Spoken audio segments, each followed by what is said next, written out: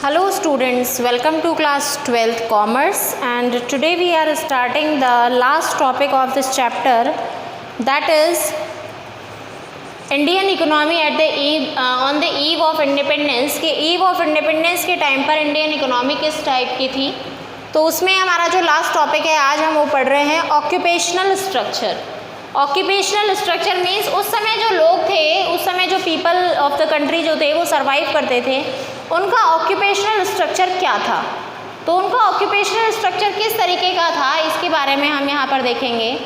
Working population, सबसे पहले हम देखेंगे ऑक्यूपेशनल स्ट्रक्चर होता क्या है, यानी कि वो किस तरीके से काम करते थे, जो हमारी वर्किंग पॉपुलेशन थी वो कैसी थी। तो सबसे पहले बात करेंगे कि वर्किंग पॉपुलेशन जो थी वो किन किन सेक्टर्स में ऑक्यूपेटेड थी, किन किन सेक्टर्स में वो ऑक्यूपाइड थी। देखें, वर्किंग पॉपुलेशंस ऑफ 3 सेक्टर, तीनों सेक्टर की जो हमारी पॉपुलेशन है, तो 3 सेक्टर्स कौन कौन से होते हैं। There are 3 sectors, first is agricultural sector, second is industrial sector and third one is service sector, that is called tertiary sector. देखिए, जो हमारी फर्स्ट जो सेक्टर है एग्रीकल्चरल सेक्टर, हम ये जानते हैं कि जो एग्रीकल्चरल सेक्टर है इसके टाइम पर एग्रीकल्चर में, यानी कि उस समय ईव ऑफ इंडिपेंडेंस के टाइम पर मेनली जो हमारे पास ऑक्यूपेशन था, वो मेन जो ऑक्यूपेशन था वो हमारे पास था ओनली एग्रीकल्चर। मेन जो हमारी डिपेंडेंसी थी वो एग्रीकल्चर पर थी। मेन जो आपकी डिपेंडेंसी थी वो किस पर थी, एग्रीकल्चर पर थी। और एग्रीकल्चर पर डिपेंडेंसी होना उस समय की एक डिमांड भी थी, क्योंकि उस समय इंडस्ट्रीज़ जो हैं, हमारी मशीनरीज जो हैं वो इतनी डेवलप नहीं थी कि इंडस्ट्रीज़ को किया जा सके, और ट्रांसपोर्टेशन कम्युनिकेशन भी इतना स्ट्रॉन्ग नहीं था कि टर्शियरी सेक्टर इन्वॉल्व हो सके। तो इसीलिए जो हमारी वर्किंग पॉपुलेशन है उनमें 3 सेक्टर्स का अगर हम उसमें देखें तो आपकी बुक में भी गिवन है। देखिए, 3 सेक्टर्स में प्राइमरली जो सेक्टर है आपका प्राइमरी सेक्टर, जिसे हम एग्रीकल्चर सेक्टर भी कहते हैं, जिसमें आप कल्टीवेशन और एनिमल हस्बेंड्री को इंक्लूड करते हैं। तो उस एग्रीकल्चरल सेक्टर में आपके 72.7% मीन्स अप्रॉक्स 70% जो पॉपुलेशन है, 70% पॉपुलेशन आपकी प्राइमरी सेक्टर यानी कि फर्स्ट सेक्टर में इन्वॉल्व थी। और उस सेक्टर में इन्वॉल्व एग्रीकल्चरल लेबर यानी एग्रीकल्चर में इन्वॉल्व थी 50%, जिनके पास खुद की लैंड थी। एग्रीकल्चर लेबर में इन्वॉल्व थी 19%, और एनिमल हस्बेंड्री में थी 2.4%, और 0.6% थी हमारी जो माइनिंग वगैरह होती है इसमें इन्वॉल्व थी। यानी कि देखिए, जो प्राइमरी सेक्टर होता है, प्राइमरी सेक्टर में वो सेक्टर इंक्लूड किया जाता है जहाँ पर हम नेचुरल जो प्रोसेसेस हैं या नेचुरल प्रोडक्ट्स जो नेचर से हमें मिल रहा है उसका ऑक्यूपेशन या हम उस पर डिपेंड कर रहे हैं, ये होता है हमारा एग्रीकल्चरल सेक्टर। तो हमारी वर्किंग पॉपुलेशन मेनली जो डिपेंड थी वो थी एग्रीकल्चरल सेक्टर पर। और उसके अलावा अगर हम बात करें इंडस्ट्रियल सेक्टर की, तो इंडस्ट्रियल यानी सेकेंडरी सेक्टर में 2 टाइप की होती थी industries. First of all small scale industries and large scale industries, दूसरे होते थे बिजनेस। तो स्मॉल स्केल इंडस्ट्री यानी टोटल अगर हम ओवरऑल की बात करें तो सिर्फ 10% जो हमारी पॉपुलेशन थी अप्रॉक्स 10% पॉपुलेशन हमारी इन्वॉल्व थी किसके अंदर, सेकेंडरी सेक्टर के अंदर, जिसमें छोटे मोटे, क्योंकि हमें ये पता है कि हमारी जो कंट्री है उसके अंदर हैंडीक्राफ्ट्स, आर्टिशंस,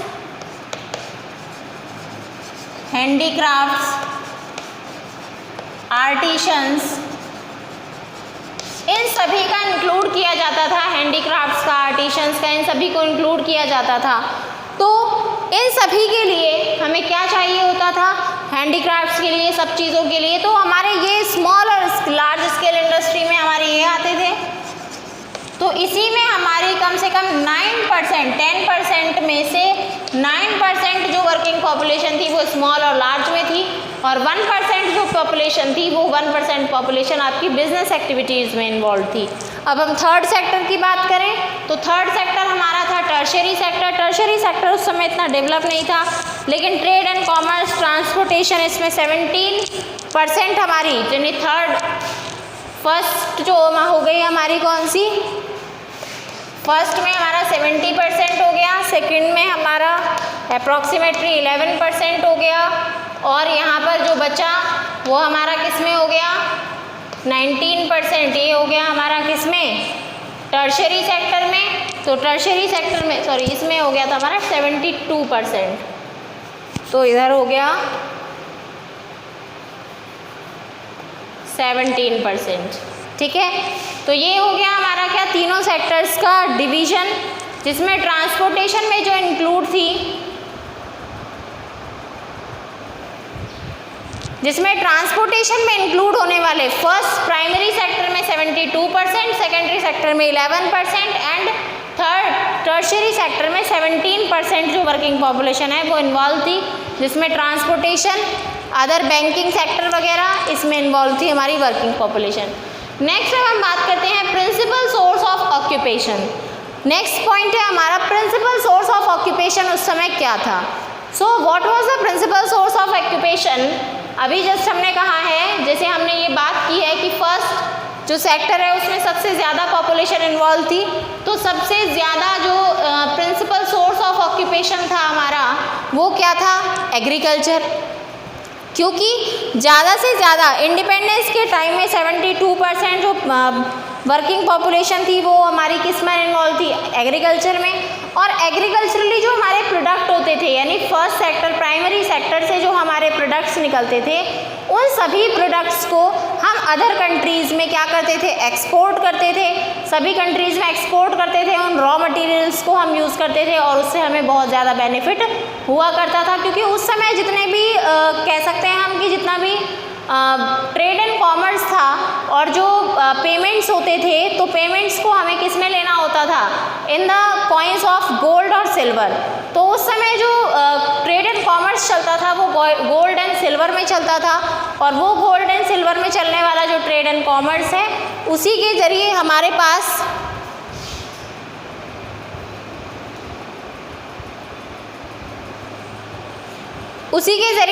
पास इतने सारा जो गोल्ड था वो काफ़ी आया, और इसीलिए हमारे इंडिया को गोल्डन बर्ड कहा गया था। नेक्स्ट हम बात करते हैं प्रिंसिपल सोर्स ऑफ ऑक्यूपेशन, हम बात कर चुके हैं कि क्या था एग्रीकल्चर। नेक्स्ट है insignificant source of occupation. Insignificant source of occupation क्या था। इनसिग्निफिकेंट सोर्स ऑफ ऑक्यूपेशन में हम बात करेंगे इंडस्ट्रियल सेक्टर की। इंडस्ट्रियल सेक्टर जो था वो इंडस्ट्रियल सेक्टर हमारे लिए उस समय कोई भी बेनिफिट नहीं ला रहा था, और ईव ऑफ इंडिपेंडेंस के टाइम में इंडस्ट्रियल सेक्टर में कोई भी जो फील्ड था, यानी कि कोई भी जो हमें कह सकते हैं कि सोर्स था, हमें कुछ नहीं हो रहा था उससे बेनिफिट, क्योंकि जितना भी इंडस्ट्रीज थी, जो भी रॉ मटेरियल था वो हम यूज़ कर लेते थे हमारे स्मॉल और लार्ज स्केल इंडस्ट्रीज़ में, और उसमें यूज़ करने के बाद हमारे पास उसमें ऐसा कुछ खास नहीं बचता था जो हम आगे उसका प्रोडक्ट करके सेल कर सकें। बाकी हैंडीक्राफ्ट्स वगैरह हैं उनको तो सेल किया जाता था, बाकी अदरवाइज़ ऐसा कुछ भी नहीं बचता था जो हमें उनके वजह से बच जाए। 32% यूएसए से हम कर रहे थे। 9% जो हमारी वर्किंग पॉपुलेशन थी, सिर्फ 9% वर्किंग पॉपुलेशन जो हम बात कर रहे हैं 9 से 11% के आसपास, वो इंडस्ट्रीज़ में इन्वॉल्व थी, तो इसीलिए प्रोडक्शन भी क्या था कम था। इसका रीज़न ये भी था कि हमारे पास जो इंडस्ट्रियल प्रोडक्शन था वो अदर कंट्रीज़ के कंपैरिजन में हम उसको बहुत ज़्यादा क्वांटिटी में नहीं कर पा रहे थे। क्यों नहीं कर पा रहे थे हम उसको बहुत ज़्यादा क्वांटिटी में? बिकॉज इतनी क्वांटिटी में प्रोड्यूस करना, क्योंकि हमारे यहाँ पर इतनी ज़्यादा मशीनरी मॉडर्न एप्लीकेशंस नहीं थे जिससे कि हम उनसे कम्पीट कर पाएँ। उनसे कम्पीट करने के लिए हमें प्रोडक्शन की क्वालिटी और प्रोडक्शन के जो भी क्वालिटी से भी है और टाइम जो है वो सबसे कम लगना चाहिए। तो ये सारी चीज़ें हमें क्या करनी चाहिए थी, इम्प्रूव करनी चाहिए थी, जिन्हें हम इम्प्रूव नहीं कर पा रहे थे। नेक्स्ट हम बात करते हैं अनबैलेंस्ड ग्रोथ की। थर्ड पॉइंट है आपका अनबैलेंस्ड ग्रोथ। अनबैलेंस्ड ग्रोथ क्या है देखिए, अनबैलेंस्ड ग्रोथ जो अभी हमने ये टेबल देखी, इसमें आपका तीनों ही जो सेक्टर हैं वो तीनों ही सेक्टर को अगर हम देखें तो ये तीनों ही इनबैलेंस है। अगर इन तीनों ही सेक्टर्स को हम क्या करना चाहें, बैलेंस करना चाहें, तो हमें तीनों में इक्वल डेवलपमेंट करने होंगे, तीनों में इक्वल क्या करने होंगे, थोड़े एफर्ट्स करने होंगे, जिससे हमारी ये जो ग्रोथ है ये क्या हो जाए, इम्प्रूव हो जाए। ठीक है, तो ये हो गया हमारा ऑक्यूपेशनल स्ट्रक्चर। अब नेक्स्ट हम बात करते हैं किसकी, इंफ्रास्ट्रक्चर की, कि उस समय इंफ्रास्ट्रक्चर जो था वो कैसा था। इंफ्रास्ट्रक्चर की हम बात करेंगे। देखिए सबसे पहले है हमारा इकोनॉमिक चेंज। देखिए हमारे इकोनॉमिक चेंज बहुत आया, किसके अंदर इकोनॉमिक चेंज आए, हमारे सोशल चेंज आए। इकोनॉमिक चेंज की हम बात करें जैसे कि ट्रांसपोर्टेशन, कम्युनिकेशन, ट्रांसपोर्टेशन में चेंज आया, कम्युनिकेशन में चेंज आया, क्योंकि जैसे ही ब्रिटिशर्स आए, ब्रिटिशर्स के आने की वजह से बहुत ज़्यादा ट्रांसपोर्टेशन में इम्प्रूवमेंट हुआ, क्योंकि वैसे तो वो ट्रांसपोर्टेशन में जो इम्प्रूवमेंट था वो उन्होंने खुद के लिए किया, लेकिन वो खुद के लिए जो उन्होंने इम्प्रूवमेंट किया उसका बेनिफिट आज हमें मिल रहा है, उस समय हमें उसका कोई भी बेनिफिट नहीं मिला था। नेक्स्ट है इकोनॉमिक चेंज। इकोनॉमिक चेंज की हम बात करें तो बहुत सारे चेंज है, इकोनॉमिक चेंज भी हो गए। सोशल चेंज जैसे एजुकेशन में, हेल्थ में, एजुकेशन हो गया, हेल्थ हो गया, हाउसिंग फैसिलिटीज़ हो गई, और हमारे जितने भी ये सुपरस्टिशियस जो लोग हैं इसमें भी बहुत ज़्यादा चेंज आया। तो जो भी ये धार्मिक आडंबर वगैरह हैं इन सबको भी धीरे धीरे लोगों ने कम करना स्टार्ट कर दिया। तो ये हमारे कुछ इकोनॉमिक और सोशल चेंज आए।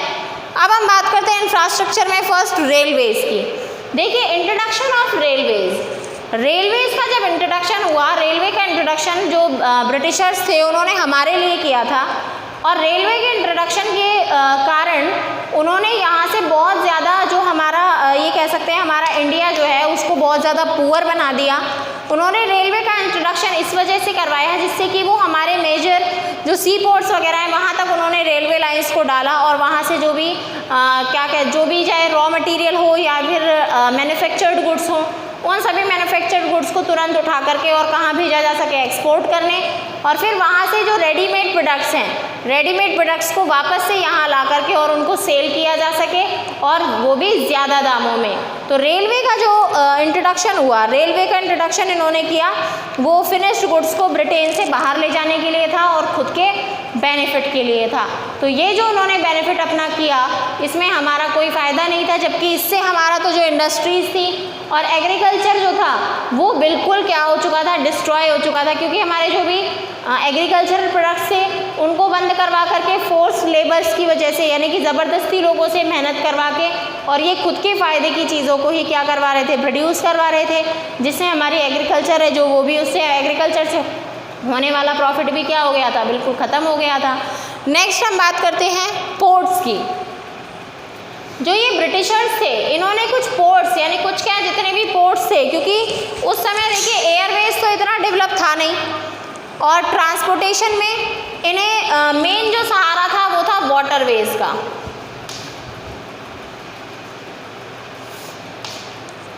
तो वाटरवेज का इन्हें बेनिफिट लेने के लिए इनको पोर्ट डेवलप करने थे, क्योंकि जहाँ से जो शिप हैं बहुत बड़े बड़े उनके अंदर जो सामान या जो भी गुड्स एक्सपोर्ट इंपोर्ट होने वाली हैं वो इजीली जा सकें। तो इन्होंने सी पोर्ट्स को क्या किया, इस्टेब्लिश किया, और सी पोर्ट्स को बहुत ज़्यादा डेवलप किया, जिससे इनको ट्रेड एंड कॉमर्स में और एक्सपोर्ट इंपोर्ट में बहुत चीपली इनको अवेलेबल हो गया और इजीली इनको एक्सपोर्ट और इंपोर्ट किया जाने लगा।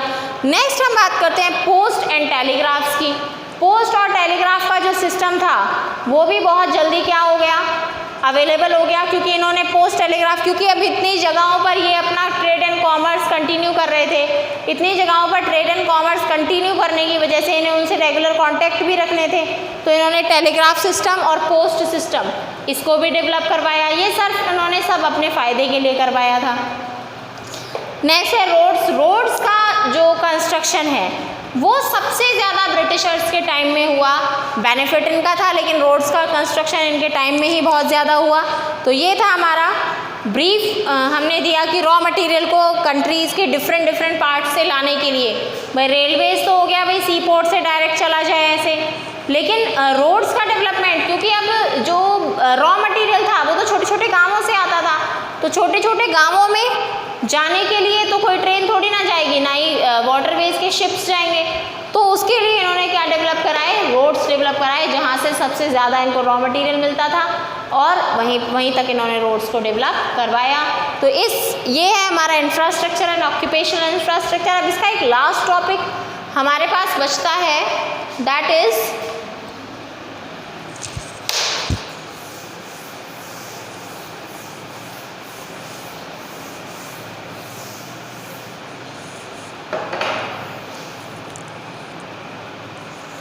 Is there any positive impact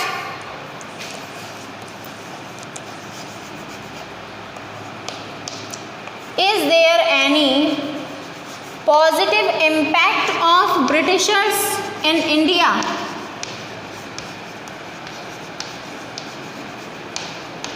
क्या कोई पॉजिटिव इम्पैक्ट ब्रिटिशर्स का पड़ा इंडिया पर? बताइए। नहीं, कोई पॉजिटिव इम्पैक्ट नहीं था। यानी कि हमारे यहाँ पर तो जितने भी इंडस्ट्रीज़ थी वो सब बिल्कुल डिस्ट्रॉय हो गई थी। नेगेटिव ही इम्पैक्ट पड़े हमारे यहाँ पर। जो हमारे यहाँ पर जितने भी नेचुरल रिसोर्सेज थे वो इन्होंने सारे ख़त्म कर दिए। जो हमारे यहाँ पर वेल्थ थी, सोना चांदी था, मिनरल्स था, माइंस थी, सारे मिनरल्स जो थे उन सभी को इन्होंने क्या कर दिया? ख़त्म कर दिया। तो हमारे यहाँ पर तो पॉजिटिव कोई इम्पैक्ट नहीं पड़ा। सारे जो इम्पैक्ट्स थे वो कैसे थे? नेगेटिव ही थे। लेकिन हम बात करें कि कुछ पॉजिटिव साइड इफ़ेक्ट हमारे पास यहाँ पर हुए। पॉजिटिव इम्पैक्ट की हम बात नहीं कर सकते, हाँ हम पॉजिटिव साइड इफ़ेक्ट्स की बात कर सकते हैं कि कुछ चीज़ें जो हैं जो ब्रिटिशर्स ने अपने बारे में करते करते और अपने बारे में करते करते हमें भी सोचने पर मजबूर किया, या फिर हमारे लिए भी कुछ ऐसे नए रास्ते उन्होंने खोल दिए जिसके जो नए आइडियाज़ हमें दे दिए। जैसे first of all commercial outlook for farmers. Farmers को इन्होंने कमर्शियल आउटलुक दिया।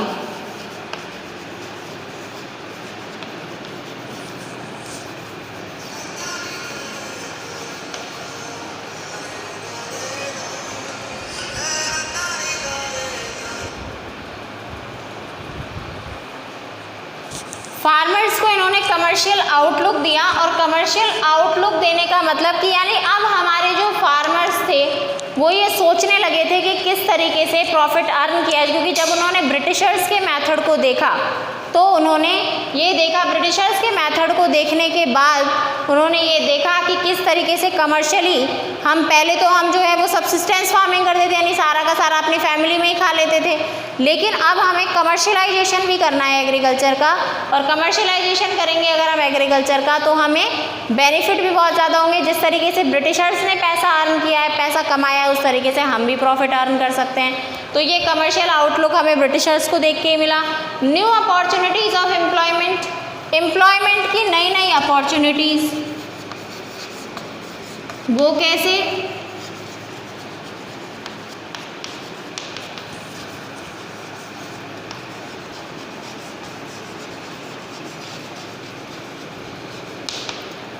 एम्प्लॉयमेंट की हमें नई नई अपॉर्चुनिटीज़ मिली। जैसे बहुत सारे नए सेक्टर आ गए, ट्रांसपोर्टेशन आ गया, इंडस्ट्रीज़ में डेवलपमेंट हो गया, सर्विस सेक्टर आ गया, कम्युनिकेशन आ गया, रोड्स के डेवलपमेंट हुआ, कम्युनिकेशन सेक्टर डेवलप होने लगा, रोडवेज डेवलप हो गई, इकोनॉमिक और सोशल चेंज आ गए।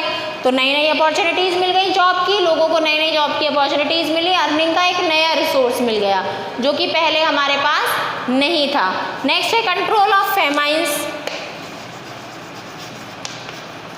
अब प्रोडक्शन धीरे धीरे ज़्यादा हुआ तो फेमाइन को कंट्रोल किया जाने लगा, यानी लोग जो हैं वो अब एक दूसरे से कांटेक्ट होने लगा लोगों का। तो अब फूड ग्रेन जो है, अभी रोड्स बन गए, ट्रांसपोर्टेशन का काफ़ी अच्छा सिस्टम हो गया, तो अब फूड ग्रेन को एक जगह से दूसरे जगह पर आराम से ले जाया जाने लगा। जिससे कि अगर मान लीजिए कहीं पर भी फेमाइन आ रहा है या कहीं पर भी लैकनेस ऑफ ग्रेन आ रही है तो आपको क्या करने की नीड नहीं है, किसी भी तरीके की प्रॉब्लम नहीं आएगी। क्योंकि पहले तो क्या था, हमारे पास ट्रांसपोर्टेशन अवेलेबल नहीं था। तो ट्रांसपोर्टेशन अवेलेबल होता तो हम क्या कर सकते थे, उसको दूर कर सकते थे। जहाँ पर प्रोडक्शन अच्छा है तो जहाँ पर कमी आ रही है आप फुलफिल कर दीजिए, सप्लाई कर दीजिए। लेकिन पहले ऐसा नहीं था, जबकि रोड्स वगैरह डेवलप होने से हमें ये बेनिफिट हो गया, ये हमें थोड़ी सी सुविधा हो गई, इसकी फैसिलिटी हमें मिल गई रोड्स की। नेक्स्ट हम बात करते हैं मॉनेटरी सिस्टम ऑफ एक्सचेंज, कि पैसों का लेन देन स्टार्ट हुआ और लेबर जो है हमारी वो एफिशिएंट हो गई, एफिशिएंट लेबर हो गई। और पहले हमारे पास जो सिस्टम था, जो मॉनेटरी एक्सचेंज था, वो कैसा हो गया था? मॉनेटरी एक्सचेंज जो था हमारा वो कैसा था, या तो सोने के सिक्कों में या फिर बार्टर सिस्टम था, यानी कि कमोडिटी टू कमोडिटी एक्सचेंज होता था, एक्सचेंज ऑफ कमोडिटीज़। आपको राइस चाहिए, मुझे वीट चाहिए, तो आप मुझसे राइस ले लीजिए, मैं आपसे वीट ले लेता हूँ, ऐसा होता था। तो पहले बहुत सारी प्रॉब्लम्स आती थी इसमें, लेकिन अब क्या हो गया, हमारा मॉनेटरी सिस्टम हो गया, यानी आप मनी दीजिए और उसके बदले में आपको जो लेना है वो ले सकते हैं। नेक्स्ट हुआ efficient labour.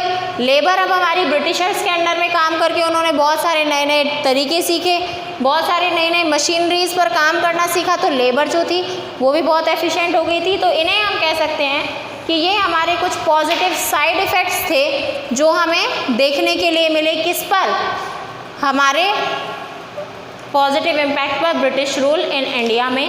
So this was the chapter of yours and the chapter is completed today. So in the next video we will talk about the next chapter, that is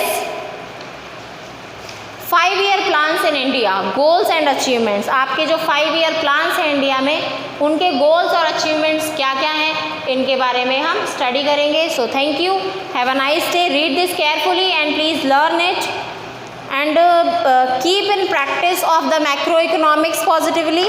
Thank you, have a nice day.